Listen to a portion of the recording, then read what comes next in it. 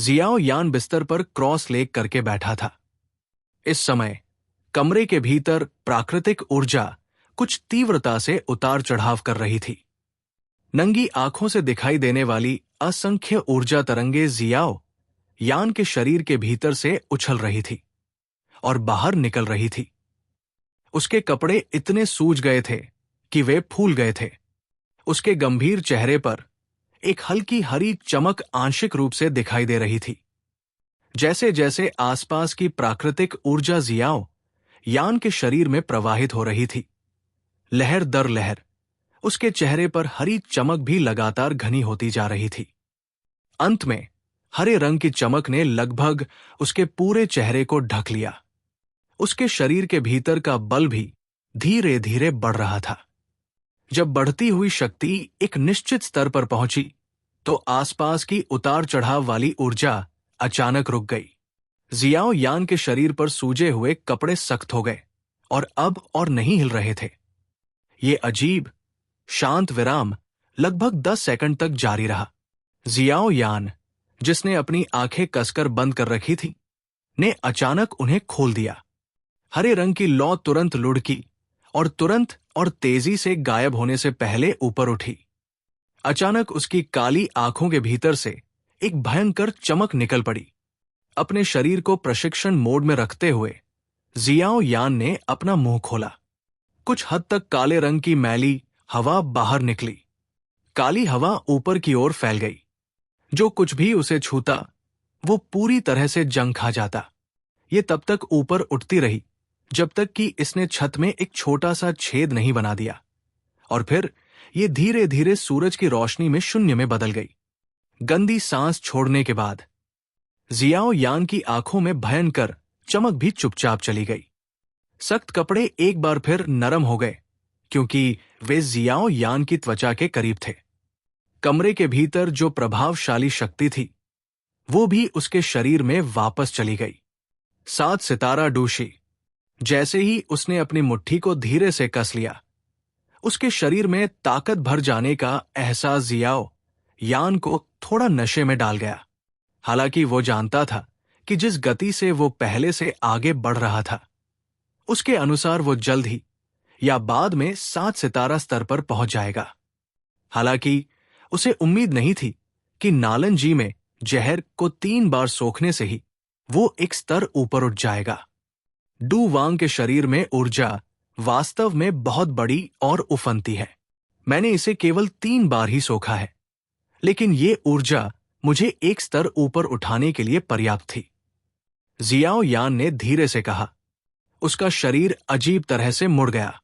अपने शरीर के भीतर से स्पष्ट हड्डी टूटने की आवाज सुनकर वो संतुष्टि के साथ मुस्कुराए बिना नहीं रह सका।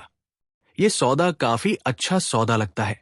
जियाओ यान ने अपनी दोनों हथेलियां बिस्तर पर रखीं और थोड़ी ऊर्जा का इस्तेमाल किया।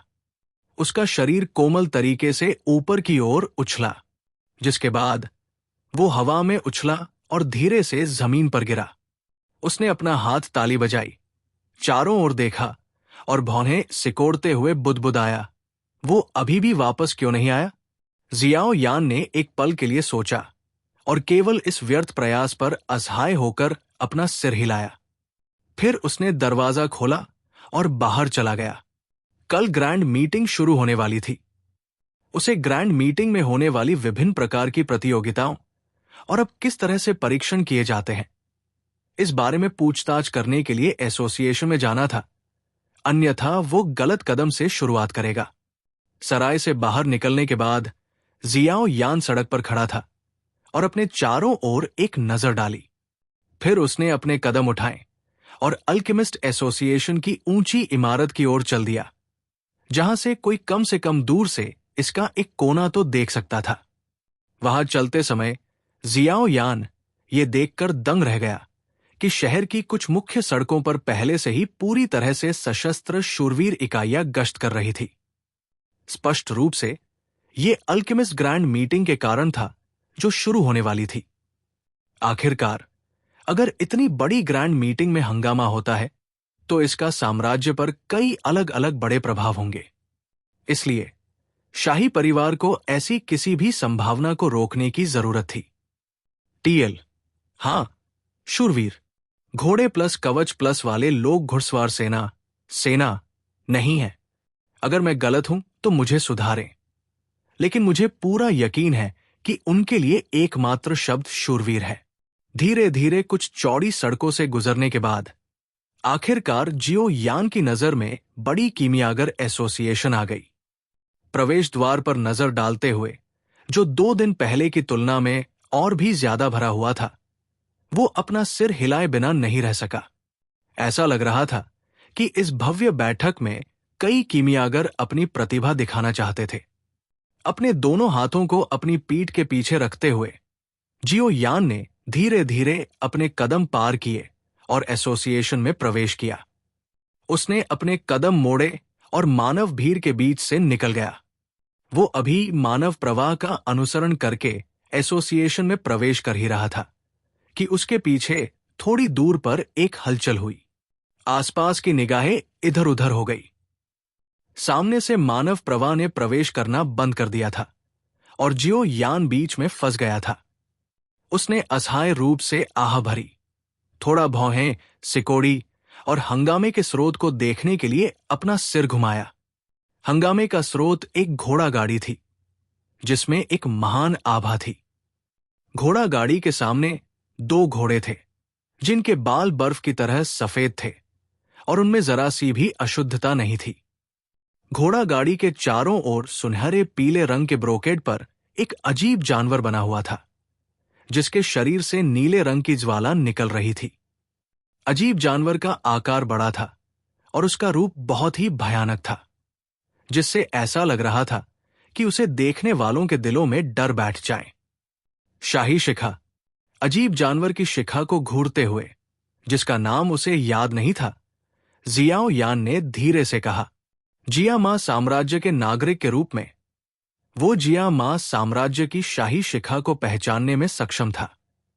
घोड़ा गाड़ी के चारों ओर पूरी तरह से काले लबादे में लिपटे 10 से अधिक लोग थे।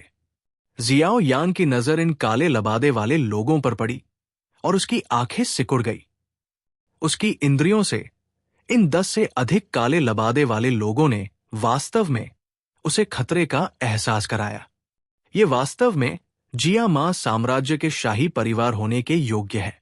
इसकी ताकत को वास्तव में कम करके नहीं आंका जा सकता है। जियाओ यान ने अपने दिल में थोड़ा सा चिल्लाया, क्योंकि उसकी नजर गाड़ी के पर्दे पर पड़ी। एक काले वस्त्र पहने व्यक्ति ने आगे बढ़कर सम्मानपूर्वक गाड़ी का पर्दा उठाया। जब काले वस्त्र पहने व्यक्ति ने ऐसा किया, तो जियाओ यान ने स्पष्ट रूप से महसूस किया कि अन्य काले वस्त्र पहने लोगों ने थोड़ी सी हरकत के दौरान पहले से ही एक स्थिर घेरा बना लिया था, जो उनके बीच में घोड़ा गाड़ी की रखवाली कर रहा था। उसी समय काले वस्त्र पहने लोगों की ओर से कई नजरें, जो एक बाज की तरह तेज थी, चारों ओर से भरी हुई मानव भीड़ के सामने आगे पीछे घूम रही थी। आसपास के लोगों की निगरानी में एक बर्फ के सफेद जेड जैसा नाजुक हाथ गाड़ी से बाहर निकला। इसने गाड़ी के दरवाजे के हैंडल को खूबसूरती से पकड़ रखा था, जिसके बाद एक सुंदर आकृति धीरे धीरे बाहर निकली और सभी की नजरों में आ गई। जो व्यक्ति दिखाई दिया, उसने बैंगनी रंग की पोशाक पहनी हुई थी, जिसमें चांदी के रंग की रेखाएं लगी हुई थी। शाही परिवार के प्रभाव में उसकी शानदार उपस्थिति एक शानदार प्रभावशाली उपस्थिति को धीरे धीरे रिश्ती थी, जो उसका जन्मसिद्ध अधिकार था। उसकी पतली और नाजुक कमर पर बैंगनी रंग की बेल्ट पहनी हुई थी, जो उसकी छोटी कमर को स्पष्ट और तीक्ष्ण रूप से प्रदर्शित कर रही थी। उसकी उम्र बहुत अधिक नहीं लग रही थी। वो जियाओ यान के समान ही दिख रही थी जब उसने अपना रूप बदला था। उसके सुंदर चेहरे पर एक मुस्कान थी, जो सुरुचिपूर्ण और शांत दिख रही थी। हालांकि हर बार जब उसकी नजर आसपास के वातावरण पर जाती थी, तो जियाओ यान ये पता लगाने में सक्षम था कि ये युवती जो बहुत ही महिला जैसी दिखती थी, उसकी नम आंखों में एक विचित्र और अजीब मुस्कान थी। स्पष्ट रूप से ये उस सतह से अलग था जो उसने दिखाया था, जो शांति पसंद करती थी। एक महिला को वास्तव में उसकी उपस्थिति से नहीं आंका जा सकता है। जियाओ यान ने कड़वाहट से मुस्कुराया और अपना सिर हिलाया। उसने अपनी निगाहें हटा ली और अब इस बहुत ही असाधारण युवती को नहीं देखा। टस्क टस्क, कितनी सुंदर लड़की है। जो युवती दिखाई दी थी, उसे देखकर आसपास की मानव भीड़ से तुरंत जयकार की लहर उठी। कई लोगों ने एक दूसरे पर तीखी नजर डाली। हालांकि महिला की हैसियत बहुत ही नेक थी, लेकिन बड़ी भीड़ का फायदा उठाना और उनकी आंखों को थोड़ा बेशर्म बनाना अनुचित नहीं लगा। ही ये जिया मां साम्राज्यशाही परिवार की छोटी राजकुमारी है। मैंने सुना है कि उसकी शिक्षिका उपाध्यक्ष ग्रैंडमास्टर क्यूईमी एयर है। चूंकि वो इस बार यहां आई है, इसलिए मुझे लगता है कि वो अल्केमिस्ट ग्रैंड मीटिंग के कारण आई होगी। लोगों की भीड़ में कई जानकार लोग थे जो उसकी शक्ल देखकर युवती को पहचानने में कामयाब हो गए। वो इतनी बूढ़ी नहीं लगती, फिर भी वो वास्तव में ग्रैंड मीटिंग में भाग लेने के लिए यहां आई है। छोटी राजकुमारी की परिष्कृत प्रतिभा ऐसी है जिसकी चेयरमैन ने भी लगातार प्रशंसा की है। सिर्फ उसकी कम उम्र को मत देखो। मैंने सुना है कि आधे साल पहले ही वो टियर 3 अल्केमिस्ट में शामिल हो चुकी थी। ये सुनकर आसपास की भीड़ में तुरंत हंगामा मच गया। कुछ अधेड़ उम्र के कीमियागरों ने शर्मिंदगी से अपने हाथ ऊपर उठाए और अपने चेहरे पर लगे टियर बैज को अपनी छाती से ढक लिया। भीड़ में दबे होने के कारण जियाओ यान ने इन लोगों की बातचीत सुनी और उसके चेहरे पर एक झटका सा लगा। उसने एक बार फिर बैंगनी रंग की पोशाक पहने युवती की ओर देखा, जो काले रंग के कपड़े पहने व्यक्ति के सहारे संध की ओर जा रही थी। उसने अपने दिल में चुपचाप कहा, वास्तव में हमेशा कोई न कोई ऐसा होता है जो बेहतर होता है। ये वास्तव में अप्रत्याशित है कि ये युवती जो इतनी कमजोर दिखती है, वास्तव में एक टियर 3 कीमियागर है। हालांकि जियाओ यान अपने दिल में चौंक गया था, लेकिन जियाओ यान को ऐसा नहीं लगा कि यह बहुत अप्रत्याशित था। जिया मां साम्राज्य के राजघराने की समृद्ध नींव के साथ, जब तक इस छोटी राजकुमारी के पास कीमियागर बनने के लिए आवश्यक बुनियादी प्रतिभा थी, वे उन सामग्रियों का उपयोग कर सकते थे जिन्हें पहाड़ों में ढेर किया जा सकता था, ताकि उसे आसानी से एक उच्च स्तरीय कीमियागर बनाया जा सके। इसके अलावा चीजों को देखने से इस छोटी राजकुमारी की दवा को परिष्कृत करने की प्रतिभा काफी अच्छी थी। इसलिए ऐसी उपलब्धि हासिल करना उम्मीदों के अनुरूप था। काले वस्त्र पहने लोगों के समूह की सुरक्षा में, जिनके शरीर पर एक अंधेरी और ठंडी आभा छाई हुई थी, वो बैंगनी पोशाक वाली युवती बिना किसी बाधा के भीड़ से गुजरी, जिसके बाद वो अल्केमिस्ट एसोसिएशन में घुस गई। जैसे ही उस युवती की पीठ, जो सुंदर दिख रही थी, उसकी नजरों से ओझल हुई, जियाओ यान ने अपने कंधे उचकाए और अपने शरीर को थोड़ा मोड़ा। एक लोच की तरह वो आसपास की मानवीय भीड़ को बिना कोई निशान छोड़े तेजी से एसोसिएशन के अंदरूनी हिस्से में छलांग लगाता हुआ निकल गया। मानव प्रवाह की आखिरी परत को एक तरफ धकेलने के बाद आसपास का क्षेत्र आखिरकार विशाल हो गया। उसने विशाल हॉल को देखा और एक लंबी सांस छोड़ी। अपने माथे पर पसीना पोंछते हुए जियाओ यान हॉल के पश्चिमी क्षेत्र की ओर ऐसे चला गया जैसे वो अनगिनत बार वहां चला आया हो। पिछली बार के 2 गार्ड अभी भी पश्चिमी क्षेत्र के प्रवेश द्वार पर मौजूद थे। जब उन्होंने जियाओ यान को आते देखा तो उन्होंने उसे पहले की तरह नहीं रोका।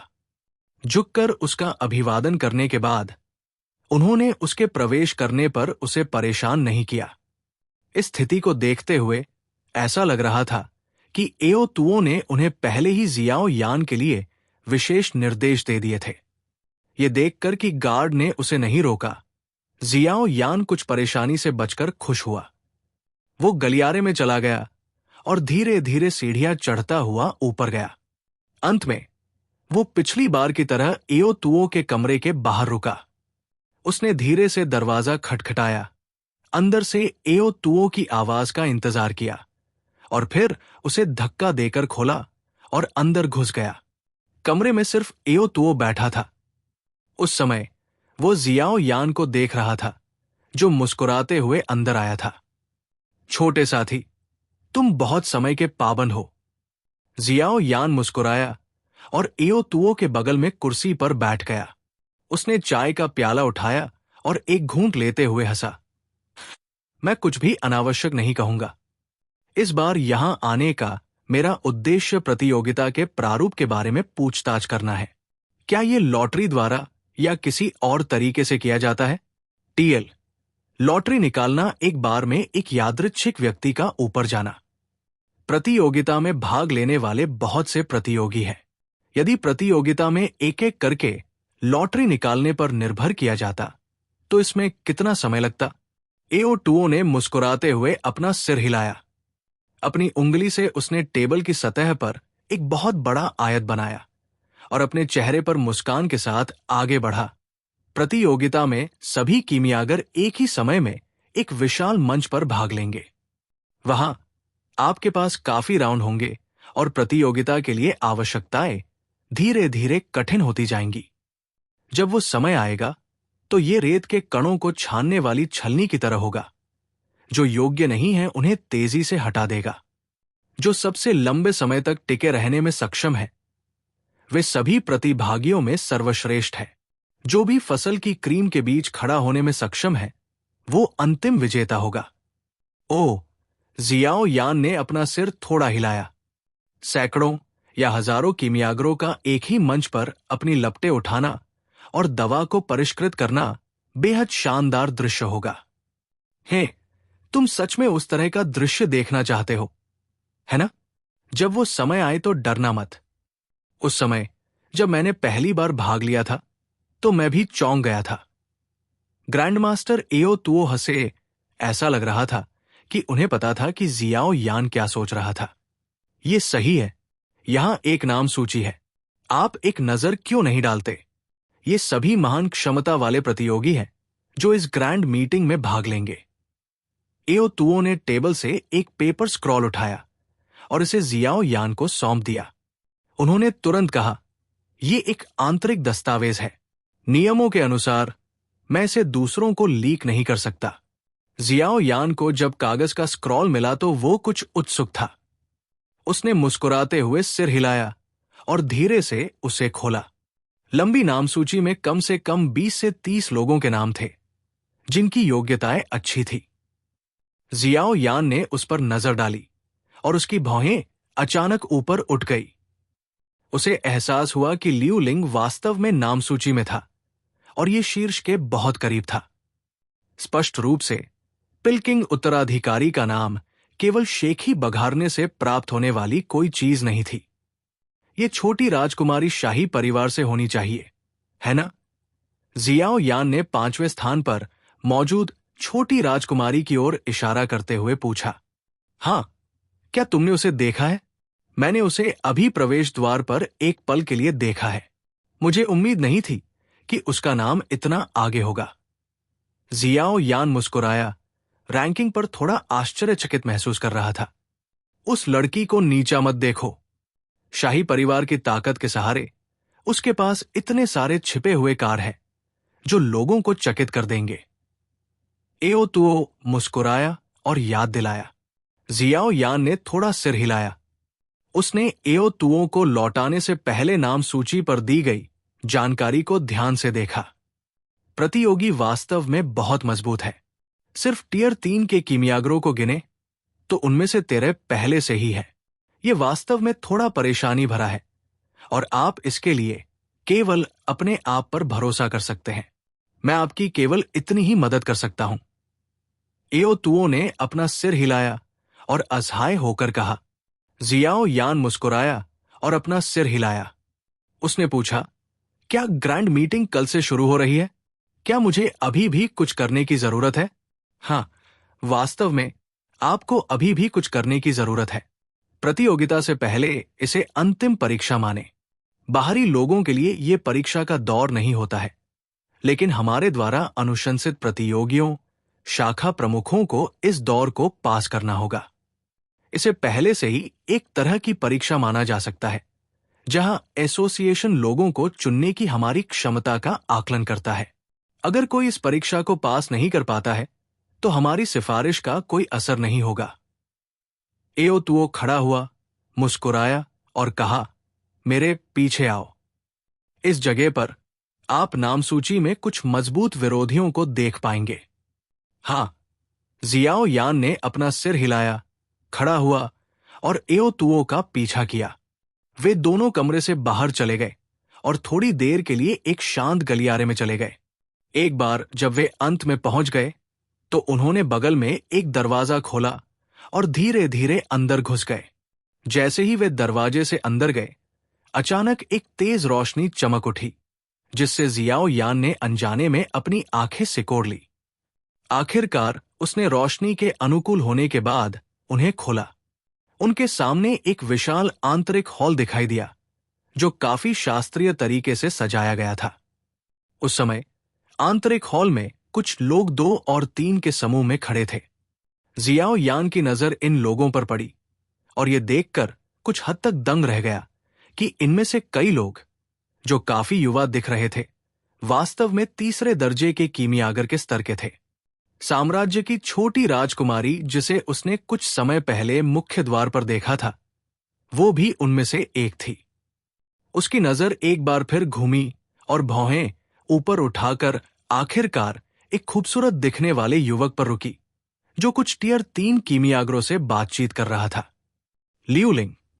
दरवाजा खुलने की आवाज सुनकर हॉल में मौजूद हर कोई, जो चुपके से फुसफुसा रहा था, अपनी बातचीत बंद कर दी। उनकी नजर दरवाजे की ओर मुड़ी। जब उन्होंने जियाओ यान को अंदर आते देखा तो वे सभी कुछ पल के लिए स्तब्ध रह गए। फिर उनकी नजरें उसके सीने पर टियर 2 कीमियागर बैज की ओर चली गई और उनके हाव भाव में कुछ उपहास था। छोटी राजकुमारी, जो दीवार पर झुकी हुई थी, कुछ कीमियागरों से घिरी हुई थी, जैसे चांद के चारों ओर तारे घूम रहे हों। उसने भी जियाओ यान की ओर देखा। हालांकि जब उसने उसके सीने पर टियर बैज देखा तो उसकी दिलचस्पी पूरी तरह से खत्म हो गई। उसने आलस से अपने शरीर को खींचा और उसके कर्व्स ने आसपास के पुरुषों की निगाहों को अपनी ओर खींचा। लियू लिंग की नजर आलस से जियाओ यान को घूर रही थी। उसके प्रवेश ने भी लियू लिंग को थोड़ा हैरान कर दिया था। हालांकि इसके तुरंत बाद उसके चेहरे पर एक गहरी हल्की मुस्कान उभरी, जो दुर्भावनापूर्ण इरादों को दर्शाती थी। जियाओ यान ने अपनी भौहों को थोड़ा नीचे किया। बड़े हॉल में अलग अलग नजरों ने उसे प्रभावित नहीं किया। उसके हाथ उसकी आस्तीन के सामने लटक गए। उसका उदासीन चेहरा एक बूढ़े साधु की तरह था। हालांकि उसके दिल में चुपचाप एक हल्की ठंडी हंसी उभरी। अरे बूढ़े एओ, क्या तुम भी किसी को लेकर आए हो? उस समय जब हॉल में माहौल एकदम शांत था, एक बूढ़ी हंसी गूंजी। जियाओ यान ने आवाज का अनुसरण किया और अपनी नजरें बदल ली। उसने महसूस किया कि हॉल के बाईं ओर स्थित एक ऊंचे मंच पर कुछ बूढ़े लोग कीमियागर की पोशाक पहने हुए मुस्कुराहट के साथ खड़े थे। पहले से आई आवाज बर्फ के सफेद बालों वाले बूढ़े लोगों में से एक की थी। वो एसोसिएशन के डिप्टी चेयरमैन क्यूईमी एयर है। वो लिटिल प्रिंसेस के शिक्षक भी हैं। एओ तुओ ने मुस्कुराया और बूढ़े व्यक्ति को हाथ हिलाया और फिर अपना सिर झुकाकर जियाओ यान से बात की। जियाओ यान ने थोड़ा सिर हिलाया। बस इन घमंडी लोगों की आंखों को अनदेखा करो। इतनी उम्र में टियर 3 कीमियागर बनने में सक्षम होने के कारण उनकी प्रतिभा स्वाभाविक रूप से बहुत उत्कृष्ट है। ये उम्मीद की जाती है कि वे सभी थोड़े घमंडी होंगे। वे उन लोगों पर ध्यान नहीं देंगे जो उनके स्तर तक नहीं पहुंचे हैं। आजकल के ज्यादातर युवा लोग, जिनमें कुछ योग्यता है, ऐसे ही होते हैं। एओ तुओ ने हॉल में उन युवा लोगों की तरफ देखा। जियाओ यान की पीठ थपथपाई और उसे सांत्वना दी। जियाओ यान मुस्कुराया, लेकिन कुछ नहीं बोला। मेरे पीछे आओ और उन बूढ़े लोगों से मिलो। वे लोग हैं जिनके पास जिया मा साम्राज्य में बहुत योग्यता है। एओ तुओ बोलते हुए वो बगल में बने ऊंचे मंच की ओर चला गया। जियाओ यान एक पल के लिए झिझका, लेकिन सिर्फ उसका पीछा कर सका। एओ तुओ तेजी से ऊंचे मंच पर चला गया। वो मुस्कुराया और अपनी उम्र के उन बूढ़े लोगों से कुछ देर तक बात करता रहा। जियाओ यान चुपचाप उसके पीछे खड़ा रहा और आगे बढ़कर उनका अभिवादन करने की कोई पहल नहीं की। बूढ़े हो, क्या ये इस बार आपके ब्लैक रॉक सिटी का प्रतिनिधित्व करने वाला प्रतियोगी है? थोड़ी देर तक मुस्कुराते हुए बात करने के बाद बर्फ के सफेद रंग के बालों वाला बूढ़ा आदमी बगल में खड़े जियाओ यान को देखकर मुस्कुराया और पूछा। जियाओ यान ने अपनी नजर थोड़ी ऊपर उठाई। उसने इस बूढ़े आदमी को देखा जो स्पष्ट रूप से अल्केमिस्ट एसोसिएशन में काफी ऊंचे स्थान पर था। उसने एक शानदार ढंग से बना हुआ अल्केमिस्ट लबादा पहना हुआ था, जबकि उसके झुर्रियों से भरे चेहरे पर मुस्कान थी और उसकी थोड़ी तिरछी धुंधली आंखें शांत और कोमल थी। एक नजर में वो बिना किसी अति विशेष आभा के एक साधारण बूढ़े व्यक्ति की तरह दिखाई दिया, सिवाय उसके लंबे लबादे के जो उसकी स्थिति का प्रतिनिधित्व करता था, और 4 चांदी के रंग की लहरें जो उसकी छाती पर एक अजीब चमक बिखेर रही थी। हालांकि ये साधारण बूढ़ा आदमी अल्केमिस्ट एसोसिएशन की लगभग आधी ताकत को नियंत्रित कर रहा था। जैसे जैसे जियाओ यान क्यूई मी एयर को माप रहा था, वैसे वैसे बाद वाला भी उसके साथ वैसा ही कर रहा था। जियाओ यान की साधारण उपस्थिति में भी कोई खास बात नहीं थी। केवल एक चीज जिसने क्यूई मी एयर को थोड़ा अजीब महसूस कराया, वो था दूसरे पक्ष का शांत भाव। एक टियर 4 अल्केमिस्ट द्वारा देखे जाने पर इस तरह से अविचलित तरीके से बने रहने में सक्षम होने के लिए एक मानसिक शक्ति की आवश्यकता थी, जो युवा लोगों में काफी कम देखी जाती है। उसका नाम यान जियाओ है। उसकी क्षमता काफी बढ़िया है। एओतुओ मुस्कुराया और अपना सिर हिलाया, जिसके बाद वो जियाओ यान की ओर मुड़ा और एक बार फिर परिचय कराया। ये एसोसिएशन के डिप्टी चेयरमैन ग्रैंडमास्टर क्यूई मी एयर है। आपसे मिलकर अच्छा लगा, डिप्टी चेयरमैन क्यूई मी एयर। जियाओ यान मुस्कुराया और क्यूई मी एयर की ओर विनम्रता से झुका। के लिटिल फेलो, मुझे उम्मीद है कि आप एओतुओ की सिफारिश को अमान्य नहीं करेंगे, अन्यथा ये वास्तव में उसे अपना पुराना सम्मान खोने का कारण बनेगा। जियाओ यान की छाती पर टियर 2 बैज देखकर क्यूई मी एयर ने असहाय होकर एओतुओ की ओर अपना सिर हिलाया। इस स्तर की प्रतियोगिता में एक टियर 2 कीमियागर को शीर्ष 20 में प्रवेश करने में भी कठिनाई होगी। मुझे विश्वास है कि मैं कम से कम इस परीक्षा को पास कर पाऊंगा। जियाओ यान ने अपने कंधे उचकाए और कहा, यह अच्छी बात है कि आपको आत्मविश्वास है। हालांकि चूंकि प्रत्येक शाखा के प्रमुख द्वारा अनुशंसित सभी लोगों की क्षमताएं थोड़ी अधिक मजबूत हैं, इसलिए इस आंतरिक परीक्षण में भी कुछ कठिनाई होगी। क्यूई मी एयर ने अपना सिर हिलाया और मुस्कुराते हुए कहा, मैं अपना सर्वश्रेष्ठ प्रयास करूंगा। के शुरू करने का समय आ गया है। हमें और बकवास नहीं करनी चाहिए। आपको पहले नीचे जाना चाहिए। परीक्षण जल्द ही शुरू होने वाला है, क्यूई मी एयर ने मुस्कुराते हुए कहा। जियाओ यान ने अपना सिर हिलाया, मुड़ा और मंच से नीचे चला गया, जिसके बाद हॉल में मौजूद सभी युवा लोगों की निगाहों के सामने वो एक कोने की ओर चला गया और अपने हाथों को नीचे लटकाकर खड़ा हो गया। ओल्ड एओ, आपका ब्लैक रॉक सिटी भी एक बड़ा शहर माना जाता है ना? ऐसा कोई तरीका नहीं है कि आपको कोई युवा टियर 3 कीमियागर न मिले। जियाओ यान की पीठ पर नजर डालते हुए क्यूई मी एयर ने बगल में एओतुओ की ओर असहाय होकर कहा, मुझे उस पर विश्वास है।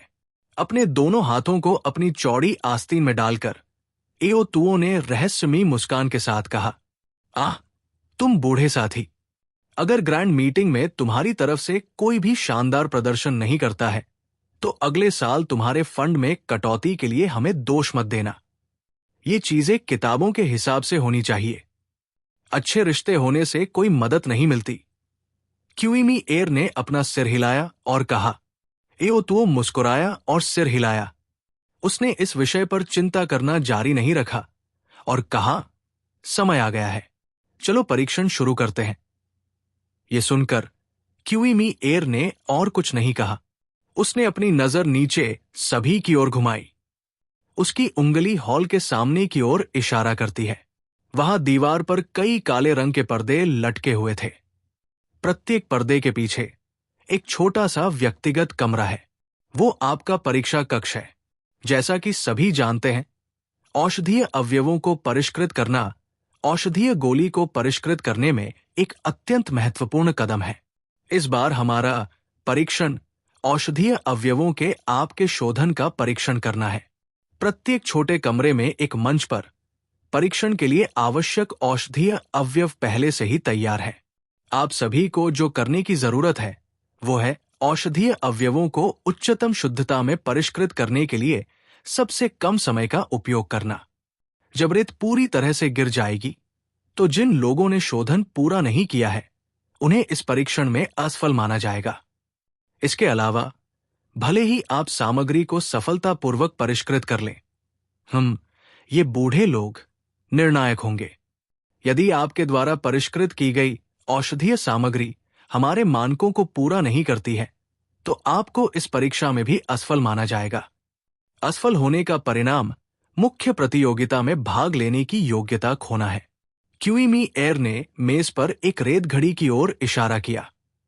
उसने नीचे बैठे युवाओं की ओर देखा और हल्के से मुस्कुराया।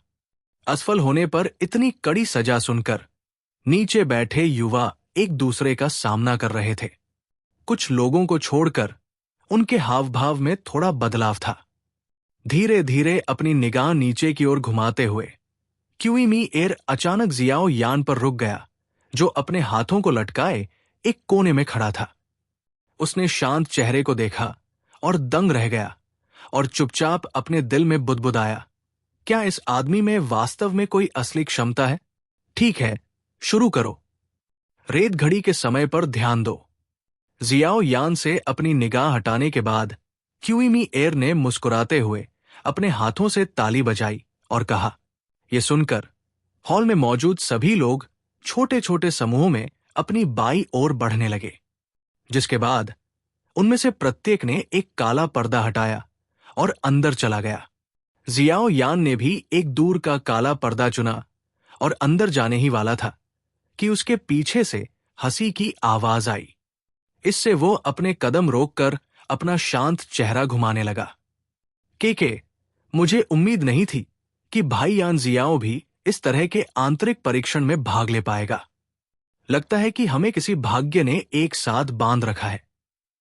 लियू लिंग जियाओ यान के करीब गया और उसने मुस्कुराते हुए कहा।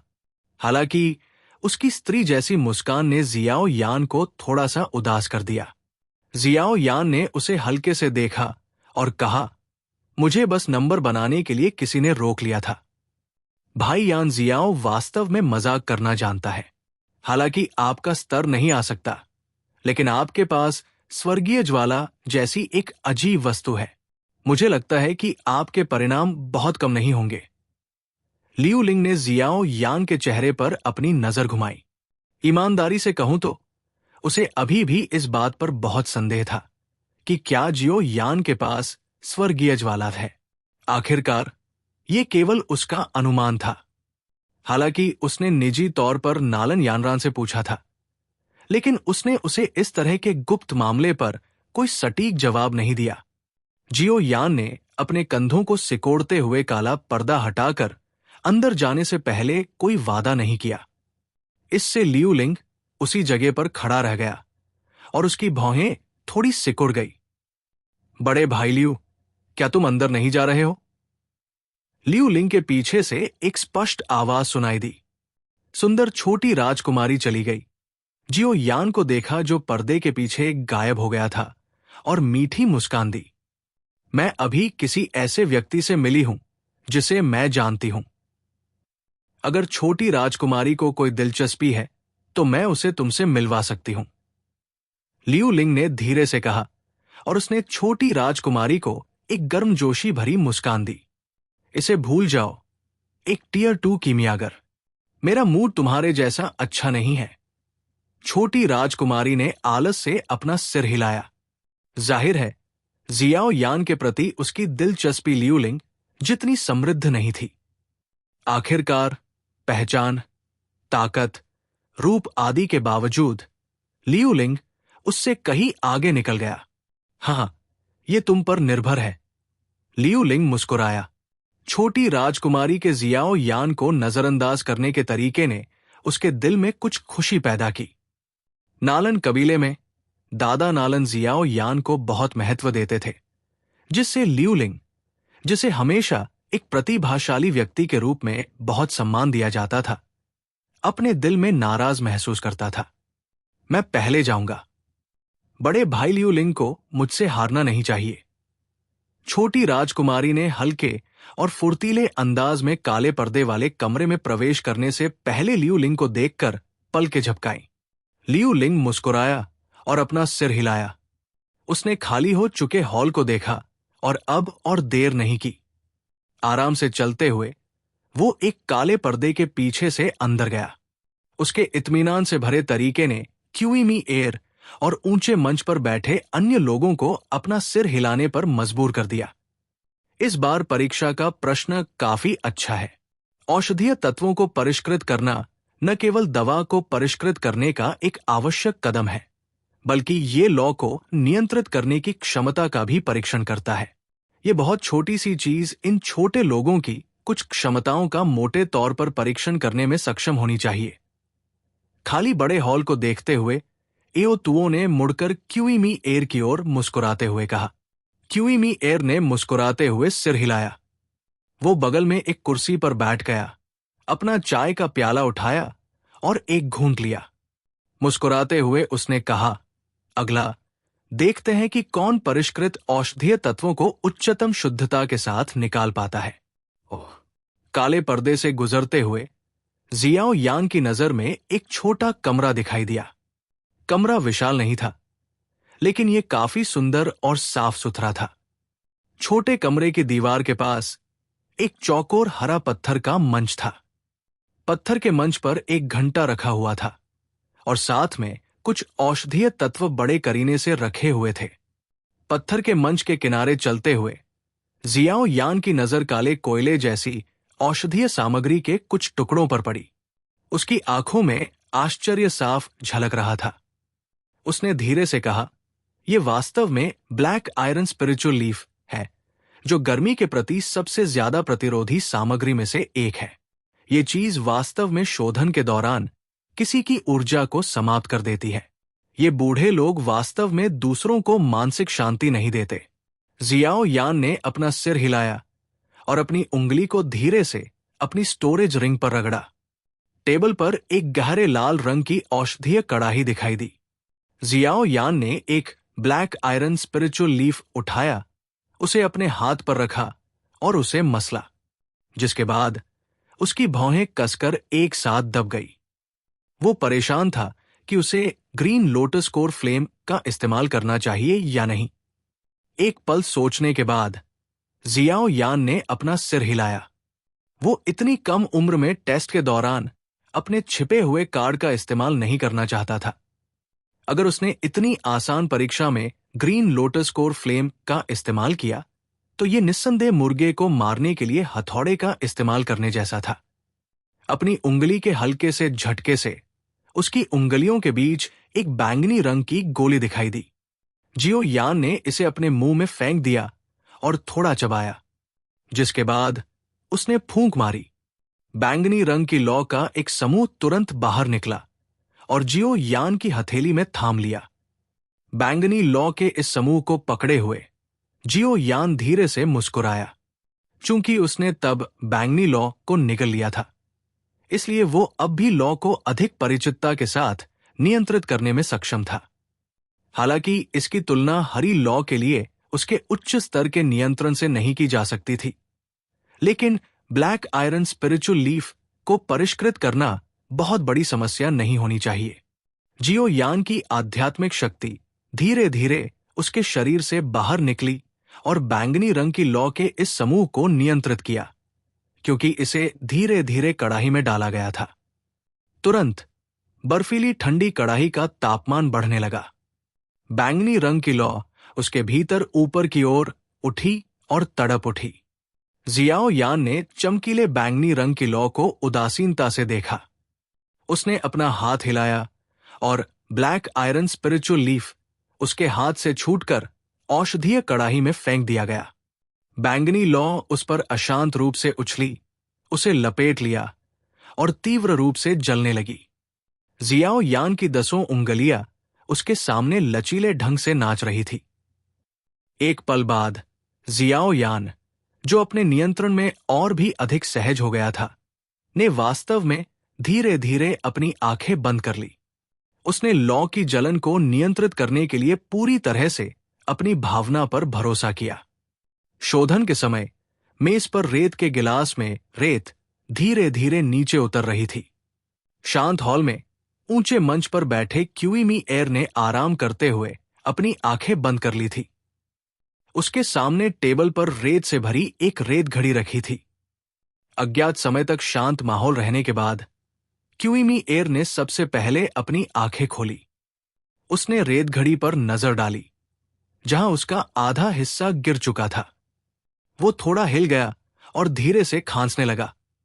जैसे ही क्यूइमी एयर की हल्की खांसी सुनाई दी, एओ तुओ और अन्य लोगों ने भी अपनी आंखें खोली।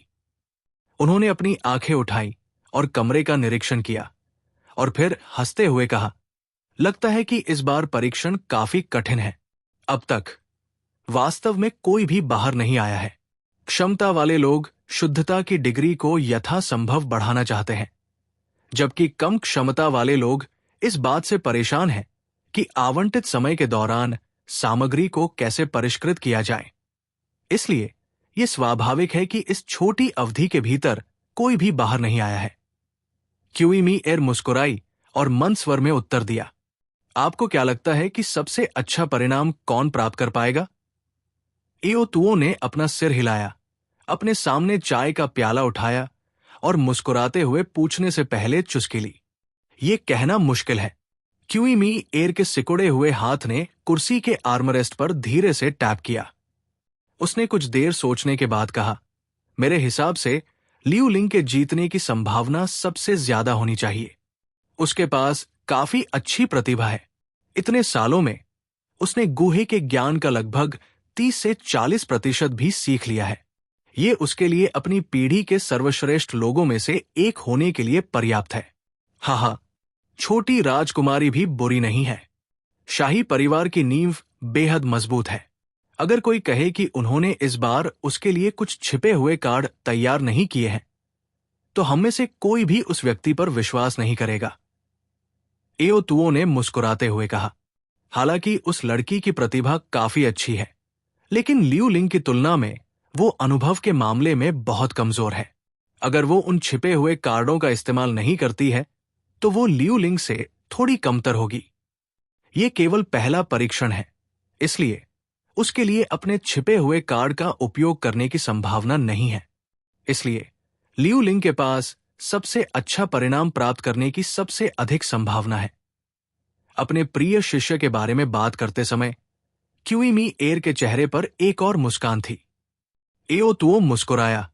उसकी आंखों के कोने ने एक छोटे से कमरे पर नजर डाली जो एक काले पर्दे से ढका हुआ था, जहां जियाओ यान था।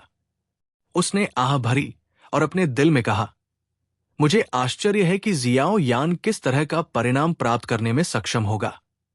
मुझे उम्मीद है कि यह बहुत कम नहीं होगा। उसकी प्रतिभा निश्चित रूप से लियू लिंग या छोटी राजकुमारी से कम नहीं है। क्यों बूढ़े एओ, क्या तुम अभी भी उम्मीद से चिपके हुए हो? हालांकि एओ तुओ की हरकत सूक्ष्म थी, फिर भी ये क्यूइमी एयर की नजर से बचने में विफल नहीं हुई। तुरंत बाद वाले ने कुछ हद तक असहाय होकर अपना सिर हिलाया। यान जियाओ की प्रतिभा चाहे कितनी भी महान क्यों न हो, एक टियर 2 कीमियागर को इन टियर 3 कीमियागरों के खिलाफ जीत के लिए लड़ना मुश्किल होगा। के एओ तुओ हंसा, लेकिन क्यूइमी एयर से बहस नहीं की। उसने अपने दोनों हाथों को एक साथ जोड़ लिया और उन्हें अपने घुटनों पर रख दिया और फिर झुकी हुई कुर्सी को हिलाया और चुपचाप परीक्षण के परिणामों की प्रतीक्षा करने लगा। एओ तुओ की चुप्पी देखकर क्यूइमी एयर ने भी कुछ और नहीं कहा। उसने धीरे से आह भरी और फिर एक बार फिर खाली हॉल की ओर देखा। उसका दिल धीरे धीरे रेत की बूंदों को गिन रहा था, जो समय को चिह्नित कर रही थी।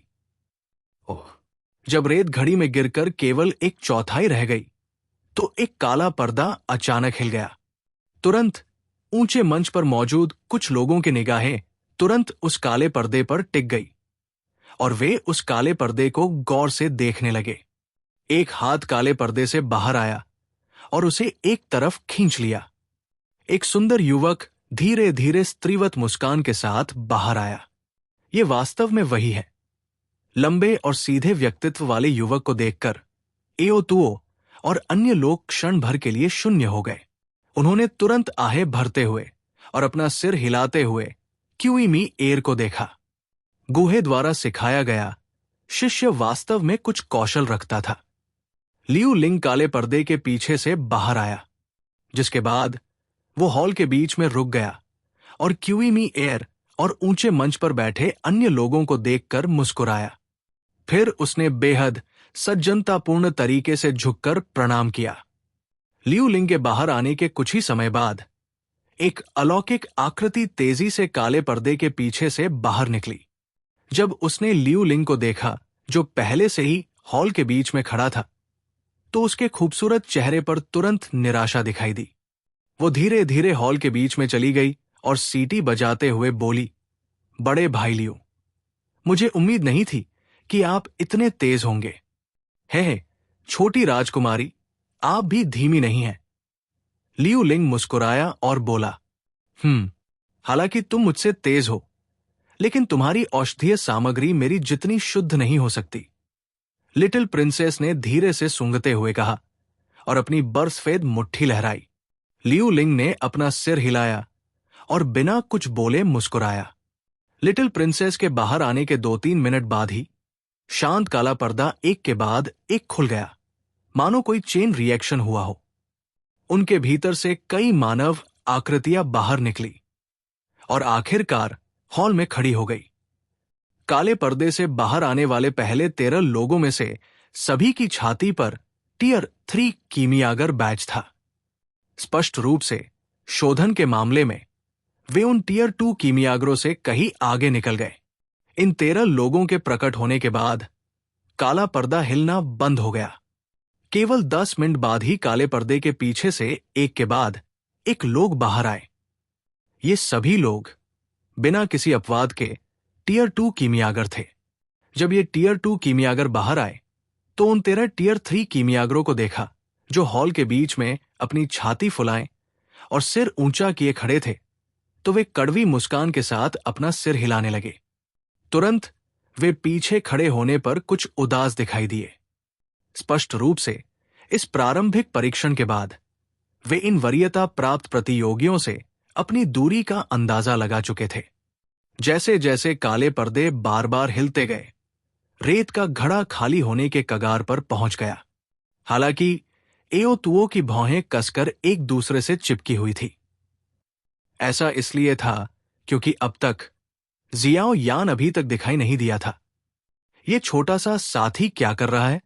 मुझे मत बताओ कि उसने शोधन पूरा नहीं किया है। असंभव। अपनी क्षमता के साथ भले ही वो लियू लिंग जैसे शीर्ष प्रतियोगियों को पकड़ न सके, उसे इस हद तक पीछे नहीं छोड़ा जाना चाहिए। एओ तुओ ने अपने हाथ को आर्मर रेस्ट पर रखा और अपने दिल में कुछ बेचैनी से बुदबुदाया। एक तरफ क्यूइमी एर ने अपने चिंतित पुराने दोस्त को देखा और खुद को आहें भरने से नहीं रोक सका। उसने सांत्वना में अपने दोस्त की पीठ थपथपाई। भीड़ में पहले स्थान पर खड़े लियू लिंग के चेहरे पर एक हल्की मुस्कान थी, क्योंकि वो हॉल के चारों ओर देख रहा था। जब उसने जियाओ यान की आकृति नहीं देखी तो उसकी आंखों के गहरे क्षेत्रों से तुरंत एक ठंडी हंसी और उपहास की लहर दौड़ गई। जैसे जैसे समय बीतता गया, खाली बड़ा हॉल एक बार फिर भर गया। हालांकि सभी चुप रहे। कई लोगों की निगाहें अनायास ही उस काले पर्दे पर रुक गई जहां से जियाओ यान ने प्रवेश किया था। इस समय सभी प्रतियोगियों में से केवल जियाओ यान ही बाहर आना बाकी था। घड़ी में रेत नीचे की ओर छलक रही थी। एओ तुओ की भौहें एक साथ तब तक दबी रही जब तक कि लगभग एक रेखा नहीं बन गई। हे बड़े भाई लियू, क्या वह तुम्हारा दोस्त है? उसकी शक्ल बहुत खराब है। ऊंचे मंच पर एओ तुओ के अजीब भाव को देखते हुए छोटी राजकुमारी ने अपना सिर घुमाया और लियू लिंग की ओर धीरे से हंसी। हाँ, छोटी राजकुमारी मजाक कर रही है। वो और मैं बस कुछ ही बार मिले हैं। हम दोस्त माने जाने से बहुत दूर हैं। लियू लिंग धीरे से हंसा। ये सच है।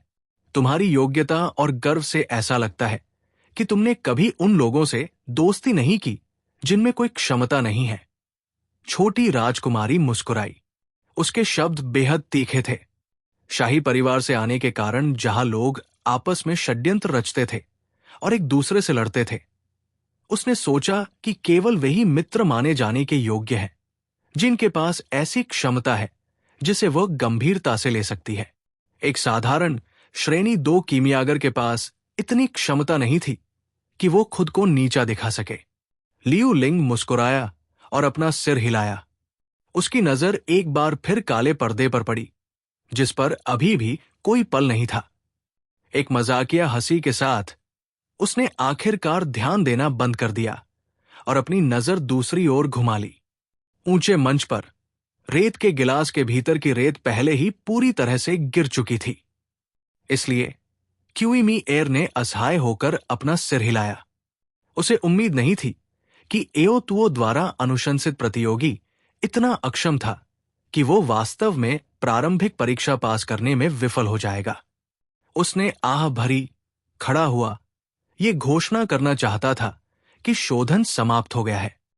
बगल में खड़े एओ तुओ ने भी क्यूई एयर की हरकत को महसूस किया था। उसकी अभिव्यक्ति थोड़ी कड़वी हो गई, लेकिन उसके पास उसे रोकने का कोई तरीका नहीं था। निराशा से अपना सिर हिलाते हुए वो कुर्सी पर पीछे की ओर झुका और एक लंबी सांस छोड़ी। ठीक है सब लोग, मैं समय की घोषणा करूंगा। मुझे खेद है कि मैं देर से आया हूं। जैसे ही क्यूई एयर शोधन के अंत की घोषणा करने वाला था, अचानक उस काले पर्दे के पीछे से एक शांत आवाज निकली। तुरंत एक काली आकृति ने काले पर्दे को एक तरफ खींचा और धीरे धीरे शांत चेहरे के साथ बाहर चली गई। उसने क्यूई एयर के स्तब्ध चेहरे को देखा और थोड़ा झुका। ये शांत आवाज सुनकर एओ टुओ ने अचानक अपना सिर नीचे कर लिया। उसने जियाओ यान को ध्यान से देखा, जो काले पर्दे के पीछे से बाहर निकलते समय कुछ जल्दी में लग रहा था। हालांकि उसके दिल में लटका बड़ा पत्थर आखिरकार गिर गया। Tusk tusk. मुझे उम्मीद नहीं थी कि वो इस आखिरी समय में इसे जल्दी से बाहर निकाल सकता है।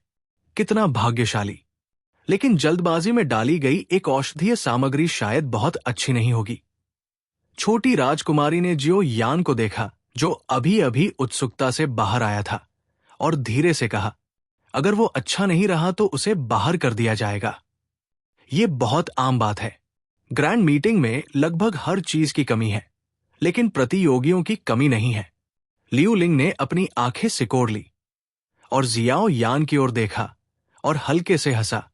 ऊंचे मंच पर खड़े होकर क्यूई एयर ने जियाओ यान को देखा, जो आखिरकार प्रकट हुआ था। फिर उसने अपना सिर झुकाया और एओ तुओ को देखा, जिसने राहत की सांस ली थी। अपने दिल में उसने चुपचाप कहा, हालांकि वो इसे जल्दी से बाहर निकालने में कामयाब रहा। लेकिन ये देखते हुए कि वो मुश्किल से बाहर निकला है, ये संभावना है कि परिणाम बहुत आदर्श नहीं होगा।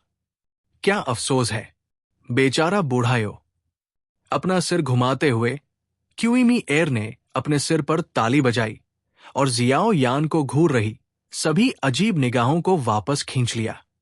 उसने गहरी आवाज में कहने से पहले धीरे से खांसी। चूंकि सभी समय पर बाहर आ गए हैं, तो हम परीक्षण के अगले भाग की तैयारी शुरू कर देंगे।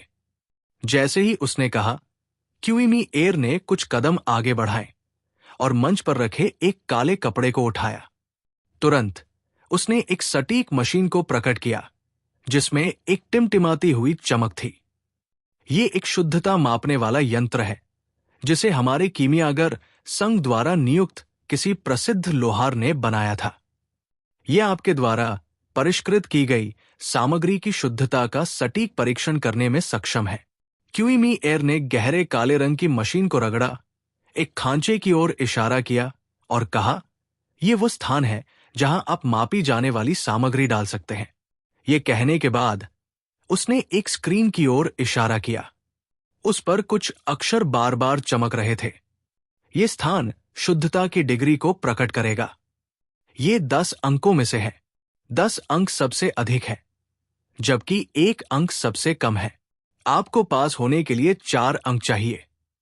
ठीक है, अब आप सभी लोग इसमें ब्लैक आयरन स्पिरिचुअल लीफ डालेंगे, जिसे आपने परिष्कृत किया है। याद रखें, इसे डालने से पहले यह बताना सबसे अच्छा होगा कि आपने इसे कितनी बार परिष्कृत किया है। हर बार जब कोई औषधीय घटक परिष्कृत किया जाता था, तो इसे करने की कठिनाई पिछली बार की तुलना में कुछ गुना अधिक होती थी। उदाहरण के लिए, क्यूईमी एयर की ताकत के साथ भी वो अधिकतम 10 बार इस ब्लैक आयरन स्पिरिचुअल लीफ को परिष्कृत करने में सक्षम होगा। यदि वह इससे अधिक करता है, तो वो बिना किसी लाभ के अपने प्रयास को बर्बाद कर देगा। चलो शुरू करते हैं। क्यूईमी एयर ने धीरे से अपना हाथ ताली बजाई। टियर 4 कीमियागरों का समूह अपनी कुर्सियों से उठकर परीक्षण उपकरण के सामने आ गया। वे परिणामों के अनावरण की प्रतीक्षा करते हुए कुछ उत्सुक दिखाई दिए। जैसे ही क्यूईमी एयर के शब्द निकले, हॉल में मौजूद सभी लोगों ने एक दूसरे की ओर देखा।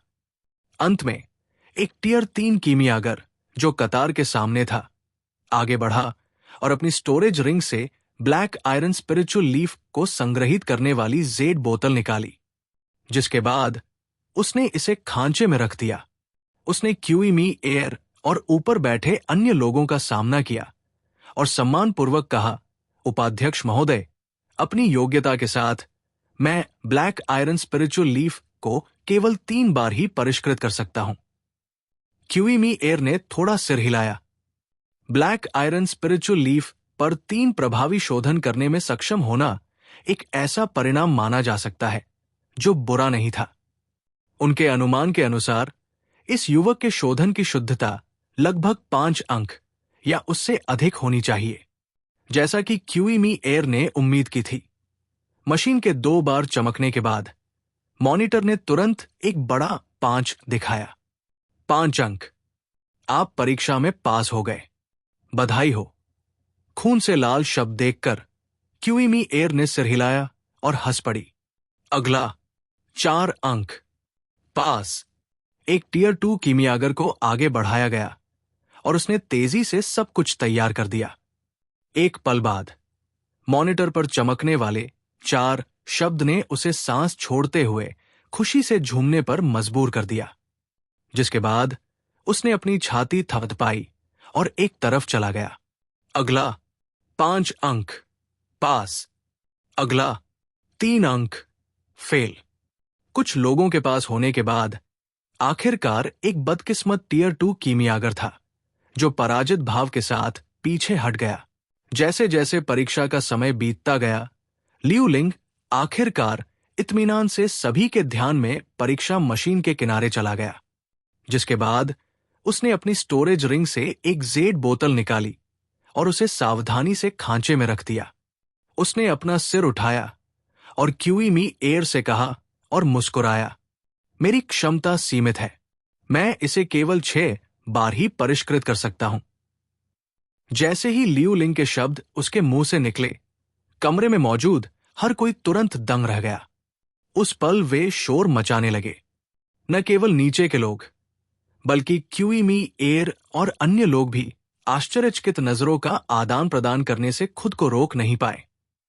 ब्लैक आयरन स्पिरिचुअल लीफ को 5 बार परिष्कृत करने में सक्षम होने के लिए कम से कम एक शीर्ष स्तर के टियर 3 कीमियागर की क्षमता की आवश्यकता होगी। टीएल शीर्ष स्तर टियर 3 कीमियागर, टियर 3 के भीतर उच्चतम स्तर। यदि कोई आगे बढ़ता है तो वो टियर 4 तक पहुंच जाएगा। क्यूईमी एयर ने धीरे से आह भरी। उसकी निगाह मॉनिटर पर चली गई। वहां कुछ समय के लिए चमक टिमटिमाती रही, इससे पहले कि एक बड़ा 7 धीरे धीरे दिखाई दे। 7 अंक। बधाई हो, तुम पास हो गई हो। क्यूईमी एयर ने धीरे से सांस छोड़ते हुए मुस्कुराते हुए कहा। लियू लिंग मुस्कुराया और अपने ऊंचे शरीर को एक तरफ कर दिया। बीच बीच में उसकी नजर पीछे सबसे दूर वाले व्यक्ति की ओर चली जाती, जहां जियाओ यान अपनी आंखें बंद करके बैठा था। लियू लिंग द्वारा बनाए गए चरमोत्कर्ष के साथ उसके बाद आने वाले बाकी लोग निस्संदेह बेहद साधारण दिखाई दिए। जो लोग इसे केवल 2 या 3 बार परिष्कृत करने में सक्षम थे, वे एक के बाद एक आए। वे क्यूइमी एयर और अन्य लोगों के दिल को नहीं छू पाए। ये नीरसता तब तक जारी रही जब तक कि लिटिल प्रिंसेस की बारी नहीं आई, जहां ये आखिरकार टूट गई। ये युवती जो काफी छोटी थी, वास्तव में ब्लैक आयरन स्पिरिचुअल लीफ को 5 बार परिष्कृत करने में सक्षम थी। हालांकि उसके अनुभवहीनता के परिणाम स्वरूप कुछ मुद्दों के कारण उसे जो ग्रेड मिला वो लियू लिंग से 0.5 अंक कम था। लिटिल प्रिंसेस के बाद कुछ वरीयता प्राप्त प्रतियोगी थे जिनकी क्षमताएं काफी अच्छी थी और वे प्रत्येक 6 अंक हासिल करने में सफल रहे। हालांकि जब इन लोगों की तुलना लियू लिंग से की गई तो निस्संदेह उनका प्रदर्शन थोड़ा खराब रहा। इस स्थिति को देखते हुए सबसे अच्छा परिणाम पाने वाला व्यक्ति निश्चित रूप से लियू लिंग होगा। जैसे जैसे उम्मीदवार एक के बाद एक आगे बढ़ते गए, बड़े हॉल का मध्य एक बार फिर धीरे धीरे खाली होने लगा। एक पल बाद बीच में केवल जियाओ यान अकेला खड़ा रह गया। यान जियाओ, अब तुम्हारी बारी है। जियाओ यान को देखकर, जिसने अपनी आंखें बंद कर ली थी जैसे कि वो सो रहा हो, क्यूइमी एयर ने असहाय होकर अपना मुंह खोला और उसे जल्दी से आगे बढ़ाया। आग्रह करने वाली आवाज सुनकर जियाओ यान ने धीरे से अपनी आंखें खोली। उसने आलस से अपने चारों ओर देखा और आखिरकार लियू लिंग पर रुक गया, जो उसे देखकर मुस्कुरा रहा था। जियाओ यान ने हल्के से मुस्कुराया, जिसके बाद उसने चिंतित चेहरे वाले एओ तुओ की ओर एक आरामदायक नजर डाली। जियाओ यान परीक्षा मशीन के किनारे रुकने से पहले चौड़ी सीढ़ियों वाली कुछ सीढ़ियां चढ़ गया। उसने जेड की बोतल निकाली जिसमें ब्लैक आयरन स्पिरिचुअल लीफ से परिष्कृत पाउडर था, जिसके बाद उसने इसे क्यूइमी एयर और अन्य लोगों की अवाक निगाहों के नीचे खांचे में बेतरतीब ढंग से फेंक दिया। छोटे साथी, आपने इस सामग्री को कितनी बार परिष्कृत किया? ये देखकर कि जियाओ यान, जिसने अपना सिर नीचे कर रखा था, बोलने के लिए अपना मुंह खोलने का कोई इरादा नहीं रखता था, क्यूइमी एयर केवल पूछताछ करने की पहल कर सकती थी। कितनी बार? जियाओ यान ने थोड़ा भौहें सिकोड़ी और एक पल के लिए झिझका। फिर उसने अनिश्चितता से कहा, ऐसा लगता है 8 बार। मौन। इस पल बड़ा हॉल मौत की तरह खामोश हो गया। मूर्ख साथी, क्या वो सोचता है कि ऐसे शब्दों को बेतरतीब ढंग से रिपोर्ट किया जा सकता है? जियाओ यान के इन शब्दों से समान रूप से हिंसक रूप से घुटते हुए लिटिल प्रिंसेस आखिरकार खुद को शांत करने से नहीं रोक पाई। उसे विश्वास नहीं था कि एक टियर 2 कीमियागर वास्तव में ब्लैक आयरन स्पिरिचुअल लीफ को 8 बार परिष्कृत करने की क्षमता रखता होगा। हालांकि लिटिल प्रिंसेस के सुंदर चेहरे पर ठंडी मुस्कान पूरी तरह से गायब होने से पहले अगले ही पल अचानक सख्त हो गई। ऐसा इसलिए हुआ क्योंकि जांच मशीन के मॉनिटर पर एक चमकदार लाल रंग का बड़ा 9 धीरे धीरे उभर आया था। 9 अंक। जब उन्होंने चमकदार लाल रंग की बड़ी संख्या देखी तो क्यूइमी एयर को अचानक लगा कि उसका दिल तुरंत सिकुड़ गया है।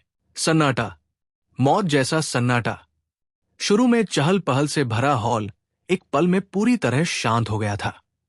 जांच मशीन पर चमकती हुई लाल चमक हर किसी के चेहरे पर चमक रही थी, जो एक हास्यपूर्ण नीरसता को दर्शा रही थी। एओ टुओ ने स्तब्ध भाव से टिमटिमाते मॉनिटर को देखा। उसका दिल, जो जियाओ यान के पिछले प्रदर्शन से थोड़ा असहाय महसूस कर रहा था, उसमें भारी बदलाव आया।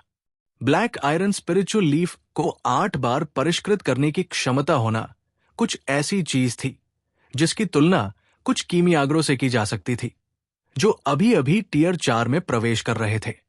ये जान लेना चाहिए कि एओ टुओ की लौ नियंत्रण क्षमता के साथ वो केवल 9 बार ही घटक को परिष्कृत कर सकता था। टीएल, टियर 3 का शिखर, टियर 4 की शुरुआत डूशी से दाडूशी जैसी बड़ी छलांग। हालांकि जियाओ यान वास्तव में इतनी उम्र में इस मुकाम को हासिल करने में सक्षम था।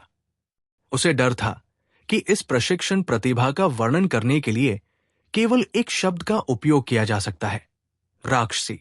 एओ तुओ ने कभी भी जियाओ यान की गोलियों को परिष्कृत करने की प्रतिभा को कम नहीं आंका था। हालांकि जियाओ यान के प्रदर्शन ने उसे यह समझने दिया था कि जियाओ यान के लिए उसका उच्च सम्मान अभी भी कम है। ऐसा लगता है कि इस आदमी के पास पहले से ही टियर 3 कीमियागर की परीक्षा देने की क्षमता है। वो इसे बहुत गहराई से छिपाता है, जिससे मेरा पुराना मन इतना घबरा जाता है। एओ तुओ ने अपने दिल में बड़बड़ाया। उसने अपने सामने खड़े युवक के शांत चेहरे को देखा और एक कड़वी मुस्कान के साथ अपना सिर हिलाया। बड़े हॉल के भीतर मौन वातावरण लंबे समय तक बना रहा, फिर आखिरकार और धीरे धीरे शांत हो गया। सम्मान, जिज्ञासा, ईर्ष्या आदि से भरी कई अलग अलग निगाहें बार बार पतली पीठ पर मारी गई। वर्तमान में एक भी व्यक्ति ऐसा नहीं था जो जियाओ यान के प्रवेश करने पर इस्तेमाल की गई तरह की आंखों को दिखाने की हिम्मत करता हो। छोटी राजकुमारी ने अपने लाल होठों को काटा, जबकि उसकी आंखों में आश्चर्य धीरे धीरे दूर हो गया। उसकी नजर जियाओ यान पर घूम गई। जब उसे अपने पिछले रवैये की याद आई तो उसकी आंखों में कुछ बेबसी और गुस्सा झलक उठा। इस आदमी ने जानबूझकर अपनी ताकत छिपाई ताकि लोग उसे नीचा दिखाएं। क्या वह एक मर्दवादी है? बेशक, जियाओ यान ने जो क्षमता दिखाई थी, उसके साथ लिटिल प्रिंसेस स्वाभाविक रूप से अपने दिल में केवल ये शब्द ही कह सकती थी। वो स्पष्ट रूप से समझ गई थी कि अपने पिछले रवैये से उसने निश्चित रूप से जियाओ यान के दिल में उसके लिए कुछ नापसंदगी पैदा कर दी थी। इसलिए उसने तुरंत माफी मांगने और पक्षपात करने के लिए आगे बढ़ने का विकल्प नहीं चुना। हालांकि जियाओ यान एक बेहतरीन सीडेड प्रतियोगी हो सकता है जिसके पास ताकत थी, लेकिन शाही परिवार की छोटी राजकुमारी के रूप में उसके लिए विनम्रतापूर्वक उससे दोस्ती करने की कोशिश करना पर्याप्त नहीं था। हालांकि ईमानदारी से कहूं तो ऐसे बेहतरीन व्यक्ति के साथ हाथ मिलाने का मौका खोने से लिटिल प्रिंसेस के दिल में थोड़ी कड़वाहट महसूस हुई। जब लिटिल प्रिंसेस चुपचाप अपने आप में सोच रही थी तो उसके बगल में लियू लिंग का सुंदर चेहरा कभी काला तो कभी साफ दिखाई दे रहा था। उसकी आंखें टिमटिमाते लाल रंग के स्कोर को घूर रही थी। उसके व्यवहार को देखकर ऐसा लगा कि उसे जांच मशीन की प्रामाणिकता पर बहुत संदेह था। 9 अंक। हे भगवान, ये उससे पूरे 2 अंक अधिक था। ये कुछ ऐसा था जिसे गर्वित लियू लिंग को स्वीकार करने में थोड़ी कठिनाई हुई। हॉल में मौजूद हर किसी के चेहरे पर इस चौंकाने वाले परिणाम के बाद अलग अलग भाव थे और वे सभी अब बेहद उत्सुक थे। क्यूइमी एयर ने धीरे से खांसकर सभी को उनकी सुस्त अवस्था से जगाया। जब उसने एक साधारण दिखने वाले युवक को देखा तो उसकी आंखों में एक जटिल भाव था। काफी देर बाद उसने आह भरी और कहा, ऐसा लग रहा है कि मैं वाकई बूढ़ा हो गया हूं। मैं लगभग, लेकिन युवा मित्र यान जियो अपनी योग्यता को बहुत गहराई से छुपाता है। तुम्हारी इस योग्यता के साथ तुम्हारी छाती पर टियर 2 बैज तुम्हारी स्थिति के साथ कुछ हद तक अतुलनीय है। जियो यान के इस कुछ हद तक भयावह ग्रेड के बाद जिस तरह से क्यूइमी एयर उसे संबोधित करती थी, उसमें भी कुछ बदलाव आने लगे। जियो यान की वास्तविक ताकत के बावजूद केवल सामग्री शोधन का यह प्रदर्शन कुछ ऐसा था जो एक साधारण कीमियागर नहीं कर सकता था। इसके अलावा जियाओ यान की वर्तमान आयु और क्षमता ही क्यूइमी एयर के लिए उसे गंभीरता से देखने का असली कारण थी। लगभग 20 वर्ष की आयु में वो ब्लैक आयरन स्पिरिचुअल लीफ को 8 बार परिष्कृत करने में सक्षम था। यह संभावना थी कि उस समय गुहे भी ऐसा नहीं कर सकता था।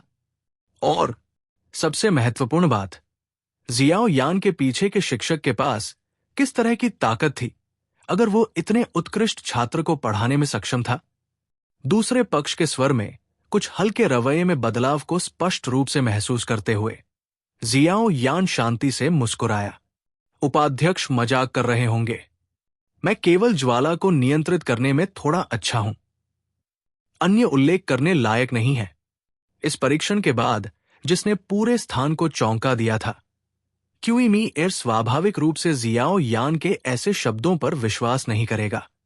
वो सहमति से मुस्कुराया, केवल ये सोचकर कि जियाओ यान बस अपनी क्षमता को छिपाने की कोशिश कर रहा था। बूढ़े एओ, आपकी नजर बहुत अच्छी है। क्यूई एर ने अपना सिर घुमाया और एओ तुओं के कंधों को थपथपाया, जो अपने सदमे से उबर चुका था, और मुस्कुराते हुए बोला, ये मेरी उम्मीद से कहीं ज्यादा है। मुझे उम्मीद नहीं थी कि सिर्फ 1 साल में ये छोटा सा साथी इस मुकाम तक पहुंच जाएगा। उस समय जब वो मेरे संग में टियर 2 कीमियागर के लिए परीक्षा दे रहा था, तो वो अब की तुलना में बहुत दूर था।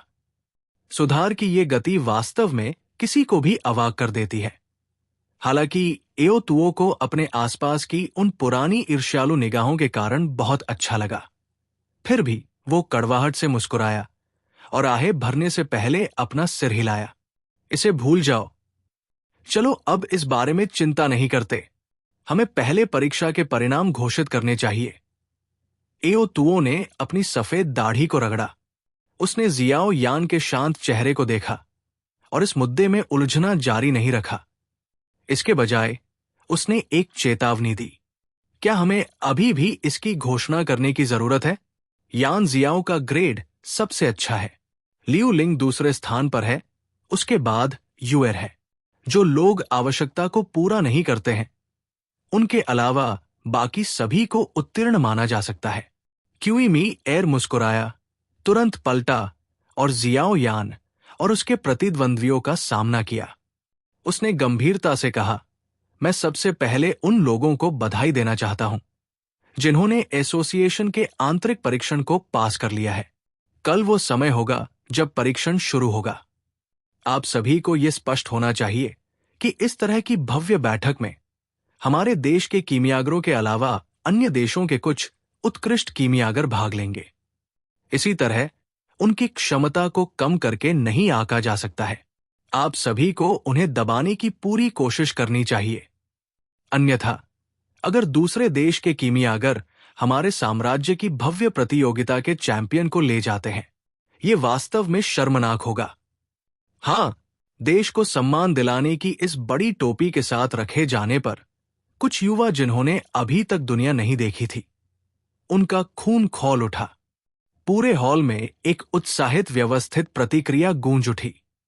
दोनों हाथों को आलस से आस्तीन में डाले हुए जियाओ यान उदासीनता से अपने आसपास के कुछ युवा लोगों को देख रहा था, जिनकी भावनाएं बहुत बढ़ गई थी।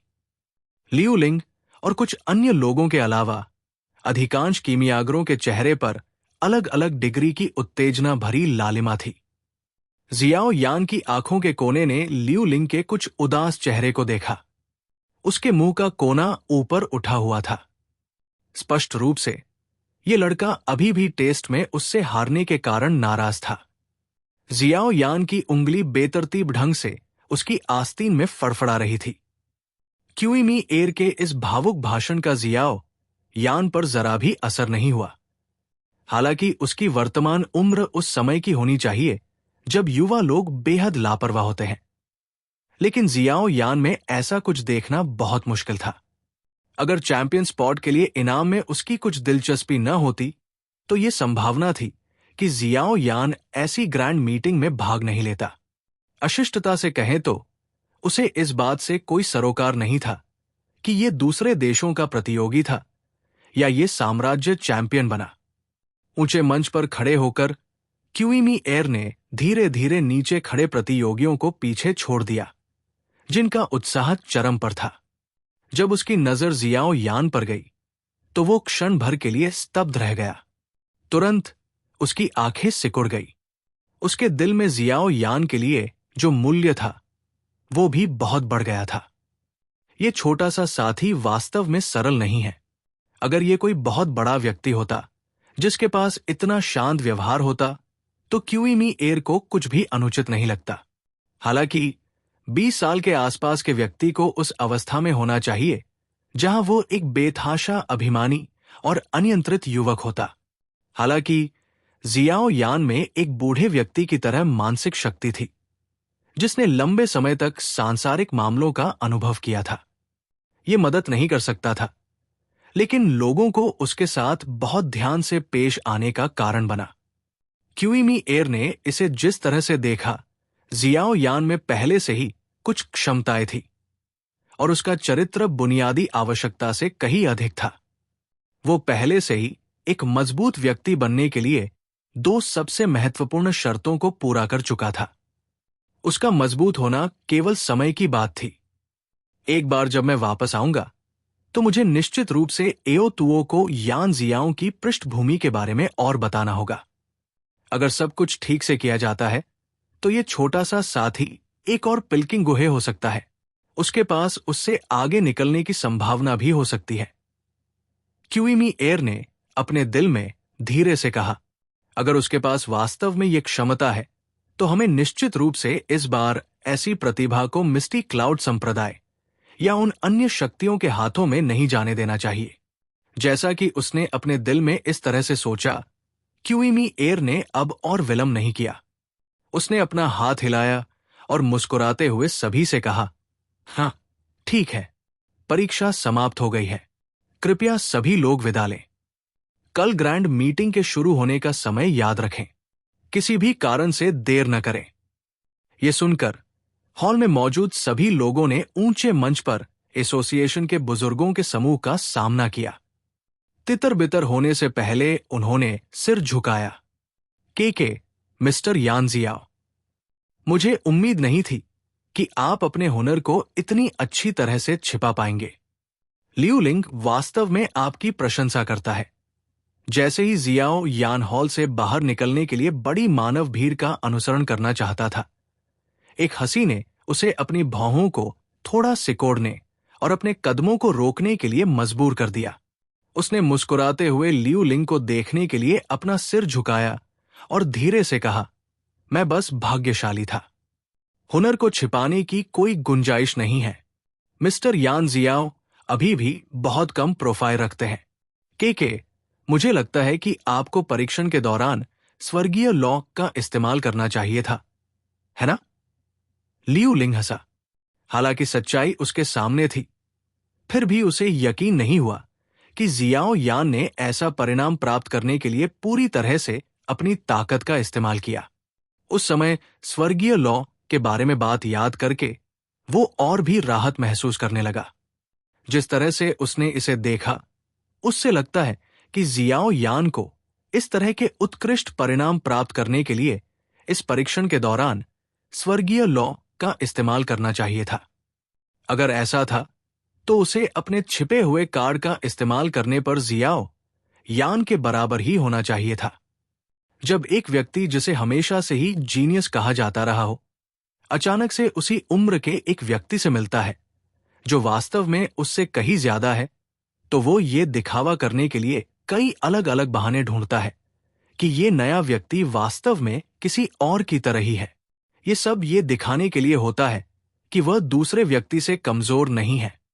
जियाओ यान ने इस खूबसूरत युवक की ओर देखा जो स्वाभाविक रूप से अच्छे दिखने का वरदान था। वो स्वाभाविक रूप से दूसरे व्यक्ति के शब्दों में निहित अर्थ को जानता था। तुरंत वो कुछ हद तक उपहासपूर्ण तरीके से मुस्कुराया और उसने धीरे से कहा, मिस्टर लियू लिंग, आप जो भी कहें उसे सही माने, मेरी कोई राय नहीं है। जियाओ यान का लियू लिंग के साथ बहस करने का कोई इरादा नहीं था। ऐसा इसलिए था क्योंकि उसे लगा कि यह बेहद मूर्खतापूर्ण है। चूंकि दूसरा पक्ष उसकी अपनी बेतुकी कल्पना पर विश्वास करने को तैयार था, इसलिए वो उसे ऐसे ही छोड़ देता। अंतिम सत्य उसे कुछ जोरदार थप्पड़ मारता। अब उससे कुछ भी कहना उसे सिर्फ यही सोचने पर मजबूर कर देगा कि जियाओ यान अभिनय कर रहा है। चूंकि ऐसा ही था, तो जियाओ यान और क्या कह सकता था? वाक्य कहने के बाद जियाओ यान के मुंह के कोने में एक मजाकिया मुस्कान थी और वो लियू लिंग की ठंडी निगाहों के सामने सीधे दरवाजे से बाहर चला गया, जिसके बाद वो लियू लिंग की नजरों से ओझल हो गया। एक ठंडी निगाह से लियू लिंग ने जियाओ यान की गायब होती पीठ को देखा। उसने अपने होठों को एक पतली रेखा में सिकोड़ लिया। अपनी मुट्ठी बंद करते हुए वो धीरे से और ठंडे अंदाज में हंसा। इसमें गर्व करने की क्या बात है? ग्रैंड मीटिंग में प्रतियोगिता सिर्फ ये जांचने के लिए नहीं होती कि सामग्री को कैसे परिष्कृत किया जाए। ग्रैंड मीटिंग तक इंतजार करो। मैं तुम्हें बता दूंगा कि स्वर्गीय ज्वाला के अलावा तुम्हारे बारे में बाकी सब कुछ मूल रूप से बेकार है। जैसे ही जियाओ यान टेस्ट ग्राउंड से बाहर निकला, एओ तुओ ने उसे पीछे से पकड़ लिया और जियाओ यान के साथ साथ चलने लगा। कभी कभी एओ तुओ अपना सिर झुका लेता और उस शांत चेहरे वाले युवक की ओर देखता जो मुस्कुरा रहा था। उसकी निगाहें कुछ अजीब थी। तुम मुझे क्यों घूरते रहते हो? कुछ दूर चलने के बाद जियाओ यान एओ तुओ की निगाहों को बर्दाश्त नहीं कर सका। अंत में उसने असहाय होकर अपना सिर हिलाया और पूछा, के, मैं बस ये पता लगाने की कोशिश कर रहा हूं कि तुम, छोटे दोस्त, कितनी चीजें छिपा रहे हो। तुम वास्तव में सभी को इतना हैरान करने में सक्षम हो। एओ तुओ ने मुस्कुराते हुए कहा। यह सुनकर जियाओ यान केवल असहाय होकर अपने कंधे उचका सका। इस बार तुम्हारा प्रदर्शन इतना आकर्षक होने के कारण मुझे लगता है कि वो बूढ़ा साथी क्यूई मी एयर निश्चित रूप से जल्द ही तुम्हारी पृष्ठभूमि के बारे में पूछताछ करने के लिए मेरे पास आएगा। हालांकि वो आपकी वास्तविक क्षमता को नहीं जानता, लेकिन सिर्फ 20 साल की उम्र में ब्लैक आयरन स्पिरिचुअल लीफ को 8 बार परिष्कृत करने में सक्षम होना एसोसिएशन की स्थापना के बाद से एक हाथ से गिना जा सकता है। एओ तुओ ने कहा, मुझे पता है। जैसे ही जियाओ यान धीरे धीरे चला, उसने अपना सिर हिलाया। ब्लैक आयरन स्पिरिचुअल लीफ के शोधन के दौरान उसने ये सब भी सोचा था। हालांकि ग्रैंड मीटिंग शुरू होने वाली थी। अपनी क्षमता का खुलासा करना कुछ ऐसा था जो जल्द या बाद में किया जाना था। इसलिए यहां जानबूझकर खराब प्रदर्शन करने की कोई जरूरत नहीं थी। हालांकि कम प्रोफाइल रखना अच्छा था। अगर यह ज्यादा हो गया तो तिरस्कार और मजाक भरी निगाहों ने वास्तव में जियाओ यान को उलझा हुआ और असहाय महसूस कराया। मुझे अपनी पहचान से जुड़ी किसी भी चीज को गुप्त रखने में मदद करने के लिए ग्रैंड मास्टर एओ तुओ को परेशान करना होगा। जियाओ यान ने अपने होठों को सिकोड़ा और धीरे से कहा, कुछ मुद्दों के कारण अगर मेरी पहचान उजागर हो जाती है तो बहुत संभावना है कि मैं इस ग्रैंड मीटिंग में भाग लेने में असमर्थ हो जाऊंगा। इसलिए मैं चाहता हूं कि ग्रैंड मास्टर मेरी मदद करने की पूरी कोशिश करें। जियो यान द्वारा बताए गए गंभीर परिणाम को सुनकर एओ तुओ असमंजस में पड़ गया। उसने तुरंत अपनी भौहें सिकोड़ ली। अगर जियो यान प्रतियोगिता से हट जाता तो इसका नतीजा ये होता कि ब्लैक रॉक सिटी के अल्केमिस्ट एसोसिएशन को अच्छा परिणाम प्राप्त करने का मौका खोना पड़ता। इस धमकी का एओ तुओ पर बहुत ज्यादा असर पड़ा, जिसने अपने पद पर आने के बाद से कोई बड़ा योगदान नहीं दिया था। एओ तुओ ने अपनी भौहें सिकोड़ी और सिर हिलाने से पहले काफी देर तक सोचता रहा। वो कड़वाहट से मुस्कुराया और कहा, ठीक है, मैं इसे गुप्त रखने में आपकी पूरी मदद करूंगा। ये अच्छा है कि सदस्य जानकारी अभी तक सबमिट नहीं की गई है। मैं इसे अभी भी बदल सकता हूं। के तो बहुत बहुत धन्यवाद, ग्रैंड मास्टर एओ तुओ। उसके शब्द सुनकर जियो यान ने राहत की सांस ली और मुस्कुराते हुए जवाब दिया, कोई विकल्प नहीं है। मैं नहीं चाहता कि जिस प्रतियोगी को खोजने में मुझे मुश्किल हुई वो बस भाग जाए। एओ तुओ ने असहाय होकर कहा। जियाओ यान मुस्कुराया। वो कुछ कहने ही वाला था कि अचानक उनके सामने फ्रैंक की स्पष्ट हंसी सुनाई दी। अरे ओल्डेओ, कैसा रहा? क्या परीक्षा समाप्त हो गई? छोटे साथी ने कैसा प्रदर्शन किया? अब जियाओ यान और एओ तुओ गलियारे से बाहर निकल चुके थे। चूंकि ये एक चौराहा था, इसलिए यहां लोगों का आना जाना काफी महत्वपूर्ण था। जब उन्होंने फ्रैंक की हंसी सुनी तो वहां काफी उत्सुक लोग थे, जिन्होंने तुरंत अपने कदम धीमे कर लिए और जियाओ यान पर नजरें गड़ा दी, जो एओ तुओ के साथ चल रहा था। चूंकि पिछली परीक्षा आंतरिक थी, इसलिए इन कीमियागरों को प्रतियोगिता के सटीक परिणाम नहीं पता थे। हालांकि वे ये जानने में सक्षम थे कि जो लोग उस आंतरिक परीक्षा में भाग लेने में सक्षम थे, वे ज्यादातर इस ग्रैंड मीटिंग में वरीयता प्राप्त प्रतियोगी थे और उनकी क्षमताएं असाधारण थी। हंसी सुनकर जियाओ यान ने अपना सिर उठाया और फ्रैंक को देखा, जो मुस्कुराते हुए आगे बढ़ रहा था। उसके पीछे बर्फीली दिखने वाली जू मेई थी, जिसने सिल्वर रंग की ड्रेस पहनी हुई थी, और लिंग फेई भी। इस समय उनकी निगाहें थोड़ी उत्सुक थी, क्योंकि वे भी जियाओ यान की ओर देख रहे थे। जाहिर है, वे बहुत उत्सुक थे कि जियाओ यान इस स्तर की परीक्षा में किस तरह का परिणाम प्राप्त करने में सक्षम था। ये ठीक है, मैं मुश्किल से पास हो पाया हूं। अपने सामने आए 3 लोगों को देखकर जियाओ यान मुस्कुराया और बोला। ये सुनकर बगल में खड़े एओ टुओ ने अपनी आंखें घुमाई। अगर इस तरह के परिणाम को बस पास करने योग्य माना जाता है, तो क्या बाकी लोग फेल नहीं होंगे? हाँ, तुम पास हो गए। ये अच्छा है, मैं पहले से ही थोड़ा चिंतित था। आखिरकार जो लोग आंतरिक परीक्षा में भाग लेते हैं, वे साधारण लोग नहीं हैं। फ्रैंक ने फिर से मुस्कुराते हुए कहा, अरे तुम, इस बार तुम हमारे ब्लैक रॉक सिटी का प्रतिनिधित्व कर रहे हो। हालांकि मुझे उम्मीद नहीं है कि तुम लियू लिंग के स्तर के प्रतिभाशाली लोगों को पीछे छोड़ दोगे, लेकिन ग्रैंड मीटिंग में अच्छा परिणाम प्राप्त करने की संभावना हासिल करने के लिए तुम्हें कम से कम इस तरह के आंतरिक परीक्षण के लिए शीर्ष 10 में आना होगा। सिर्फ पास होने लायक होना ही पर्याप्त नहीं है, लिंग फेई ने बड़बड़ाया। स्पष्ट रूप से उसने सोचा कि जियाओ यान ने जिस पास होने लायक होने का जिक्र किया था, वो उस तरह का होगा जो पास होने के लिए जरूरी ग्रेड को मुश्किल से पूरा करता है। लियू लिंग एक प्रतिभाशाली व्यक्ति हो सकता है, लेकिन वो आखिरकार पिल्किंग का शिष्य है। इसके अलावा वो जियाओ से थोड़ा बड़ा है। यान जियाओ, ऐसा परिणाम प्राप्त करना पहले से ही काफी अच्छा है। कम से कम हमारे पास इस तरह का परिणाम प्राप्त करने की योग्यता भी नहीं है। ऐसा प्रतीत होता है कि पिछली बार पीच ब्लॉसम फ्लेम के मामले में जियाओ यान ने उसकी ओर से कुछ अच्छे शब्द कहे थे। इसलिए झू मेई ने लिंग फेई की ओर देखा और धीरे से कहा, मुझे पता है कि आप लियू लिंग की पूजा करते हैं, लेकिन यान जियाओ हमारी तरफ से कोई है।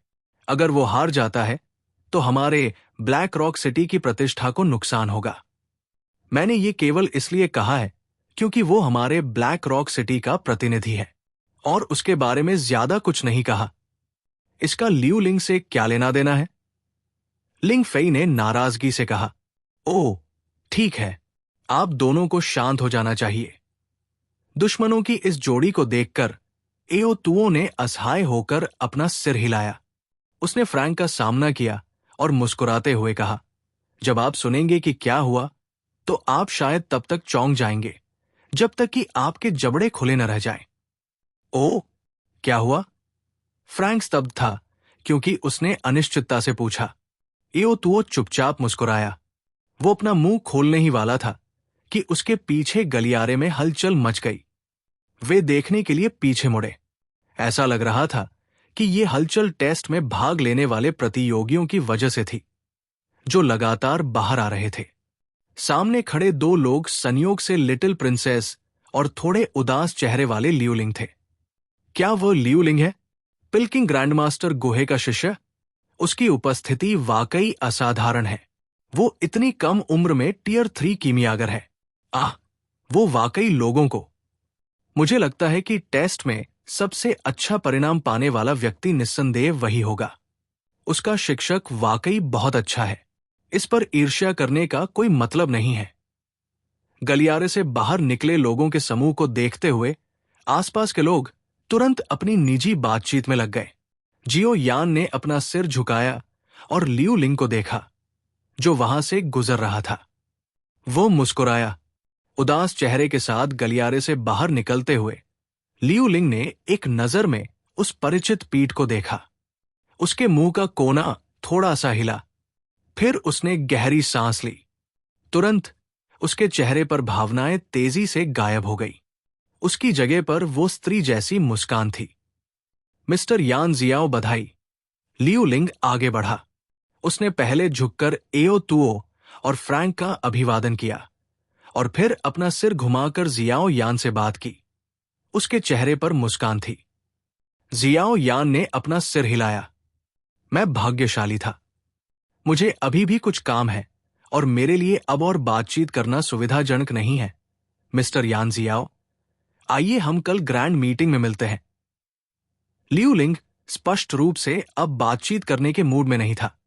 उनका अभिवादन करने के बाद उसने अपने पैर उठाए और तेजी से जियाओ यान के समूह से आगे निकल गया, जिसके बाद वो भीड़ से गुजरा और सभी की नजरों से ओझल हो गया। मिस्टर यान जियाओ। लियू लिंग का पीछा करने और कुछ कदम आगे बढ़ने के बाद लिटिल प्रिंसेस अचानक रुक गई। वो एक पल के लिए झिझकी और फिर पीछे मुड़ी और जियाओ यान से मुस्कुराते हुए बोली, आज रात एक सभा है जिसमें कई कीमियागर शामिल होंगे। आप मुझे माफ करें। मुझे आज रात भी कुछ काम करना है और मुझे डर है कि मेरे पास समय नहीं होगा। जियाओ यान इस जैतून की शाखा से थोड़ा हैरान था, जिसे लिटिल प्रिंसेस ने अचानक उसकी ओर बढ़ाया। वो तुरंत असली कारण समझ गया। उसने अपना सिर हिलाया और जवाब देते हुए मुस्कुराया। जियाओ यान की अस्वीकृति लिटिल प्रिंसेस की उम्मीदों से परे नहीं थी। उसके होंठ थोड़े हिले। एक पल के लिए जियाओ यान को घूरने के बाद उसने आखिरकार एक और मुस्कान के साथ कहा, चूंकि ये ऐसा है तो मैं तुम्हें मजबूर नहीं करूंगी। भविष्य में अगर मिस्टर यान जियाओ को किसी मदद की जरूरत होगी तो तुम आकर मेरी तलाश कर सकते हो। अलविदा। जियाओ यान ने अपने होठों को सिकोड़ते हुए लिटिल प्रिंसेस को देखा, जो धीरे धीरे उसकी नजरों से ओझल हो गई। उसने परीक्षा से पहले उसके प्रति उसके रवैये को याद किया और फिर से स्थिति पर नजर डाली।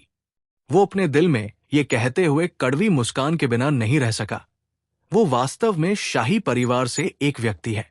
उसकी नजर में किसी उपयोगी व्यक्ति और किसी ऐसे व्यक्ति के बीच का अंतर जो वास्तव में उपचार में बहुत बड़ा अंतर पैदा करता है। लियू लिंग को गायब होते देखने के बाद लिंग फेई, जिसकी पुतलियों में अभी भी सितारे थे, आखिरकार मुड़ी। उसने जियाओ यान को देखा और संदेह से पूछा, ये सही है? उसने अभी तुम्हें बधाई क्यों दी? कुछ नहीं। जियाओ यान मुस्कुराया। उसने नहीं सोचा था कि लियू लिंग को जीतना कोई बहुत बड़ी बात थी।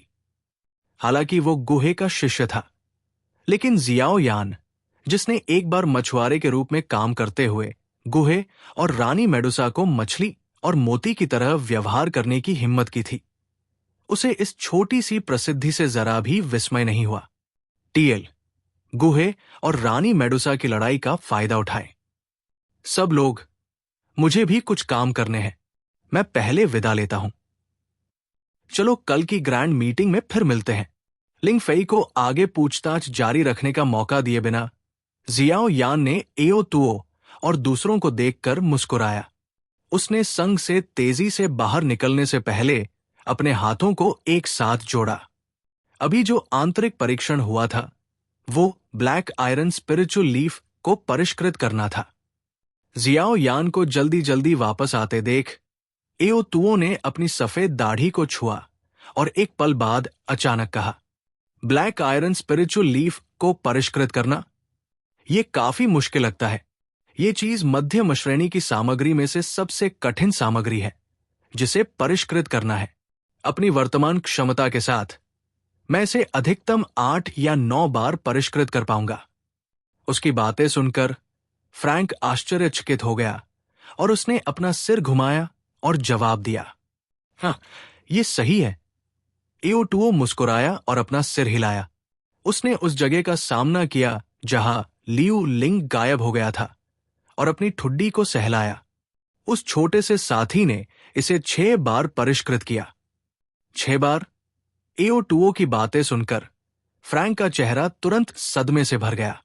उसने अपनी जीभ चटकाई और प्रशंसा की। कितना अविश्वसनीय। इतनी उम्र में वो वास्तव में इतने सारे शोधन हासिल करने में सक्षम था।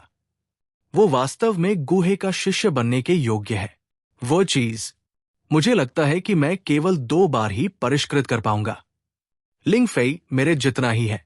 लियू लिंग की प्रतिभा वास्तव में असाधारण है। बगल में बैठी जू मेई ने धीरे से आह भरी और कहा, ही, ये स्वाभाविक है। जियामा साम्राज्य की युवा पीढ़ी के कीमियागरों में सबसे उत्कृष्ट व्यक्ति निस्संदेह कोई और नहीं बल्कि वो है। लिंगफी ने मुस्कुराते हुए कहा। उसके व्यवहार को देखकर ऐसा लगा कि वो वास्तव में लियू लिंग की पूजा कर रही थी। के ये जरूरी नहीं कि सच हो। एओ तुओ ने मुस्कुराते हुए अपना सिर हिलाया। लिंगफी की गुस्से भरी आंखों को उसे घूरते हुए देखकर उसने मुस्कुराते हुए कहा, हालांकि लियू लिंग बेहद उत्कृष्ट है, लेकिन यान जियाओ उसकी तुलना में कोई भी बुरा नहीं है। अभी अभी हुए परीक्षण में लियू लिंग ने 6 बार परिष्कृत किया, जबकि यान जियाओ ने 8 बार किया।